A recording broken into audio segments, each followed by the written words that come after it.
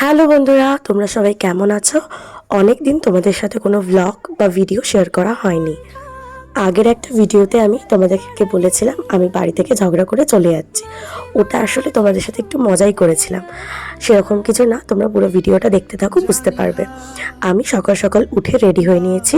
আগের দিন রাত্রিবেলা কিছুটা ব্যাগ গুছিয়ে রেখেছিলাম, আর সকালবেলা টুকটাক জিনিসগুলো গুছিয়েছিলাম। আর এই দেখো, আমার মামার ছেলেও এসেছিল কলেজ থেকে, আমি ওর সাথেই যাব। খাওয়া দাওয়া কমপ্লিট হয়ে গেছে, এখন মোটামুটি বাজে 4টে। তো আমরা দুজন মিলে বেরিয়ে গেছি ব্যাগ নিয়ে, মাকেও টাটা করে দিয়েছি।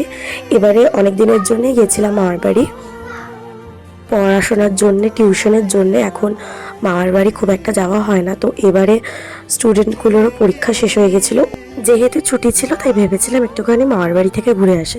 তো দেখো, আমরা দুজনে বেরিয়ে গেছিলাম। হাঁটতে হাঁটতে আমরা এখন বাস স্টপের দিকে যাচ্ছি। বাসে উঠে গেছি, বাসে করে আমরা চলে এসেছি হাওড়ায়। হাওড়া থেকেও এবার আমরা একটা বাস ধরবো, তো সেই জন্যই আমরা হাঁটছি, বাসের দিকে যাচ্ছি। অনেকক্ষণ অপেক্ষা করার পর ফাইনালি বাসে উঠে গেছি। তো বাস থেকে নেমেও গেছি, এবার আমরা টোটো করে সোজা চলে যাব মামার বাড়ি। এখন বাজে 6টা, আমরা টোটোতে উঠে গেছি। আমার মামার বাড়ি হচ্ছে হাওড়া থেকে অনেকটা গিয়ে বরগাছিয়ার ওখানে একটা জায়গায় হচ্ছে আমার মামার বাড়ি। আমার বাড়ি থেকে অনেকটা দূর।